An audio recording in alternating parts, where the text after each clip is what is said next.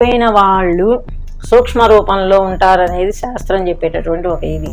వాళ్లకు మనం బతికున్నప్పుడు ఎట్లా అయితే తల్లిదండ్రులకి భోజన సదుపాయాలు అనేవి చూస్తూ ఉంటామో, చనిపోయిన వాళ్ళ ఆత్మలకు కూడా మనం పెట్టేటటువంటి శ్రాద్ధ కర్మ వల్ల వాళ్ళకు మనం సంవత్సరం పాటు చేసేటటువంటి శ్రాద్ధ కర్మ వాళ్ళకు ప్రతిరోజు భోజనం పెట్టినట్లు అవుతుంది.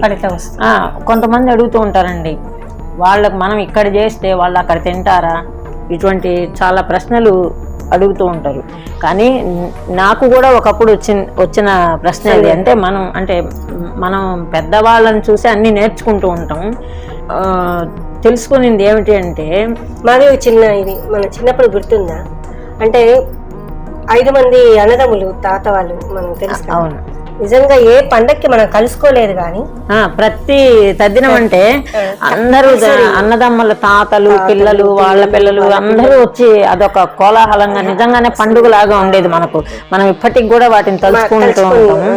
ఒక తద్దినం పెడుతున్నారు ఇంట్లో అంటే దాదాపుగా ఒక 30-40 మంది జనాలు పోగొయ్యేవారు. అంటే పిల్లలు ఎక్కడ వాళ్ళు వాళ్ళ జీవితంలో వాళ్ళు అంటే వృత్తి రీత్యా కావచ్చు, జీవన భృతి కోసం కావచ్చు, ఎక్కడెక్కడ నివసిస్తున్నా కూడా ఒక తద్దినం జరుగుతూ ఉన్నది, మన తాత ముత్తాతలను తలుచుకుంటున్నాము అని అంటే ఎక్కడెక్కడ ఉండే వాళ్ళు కూడా అందరూ ఒక దగ్గరికి వచ్చి కలిసి ఆ పితృదేవతల ప్రసాదాన్ని ఎప్పుడెప్పుడు ఇస్తారని ఎదురు చూస్తూ ఉండేవాళ్ళు.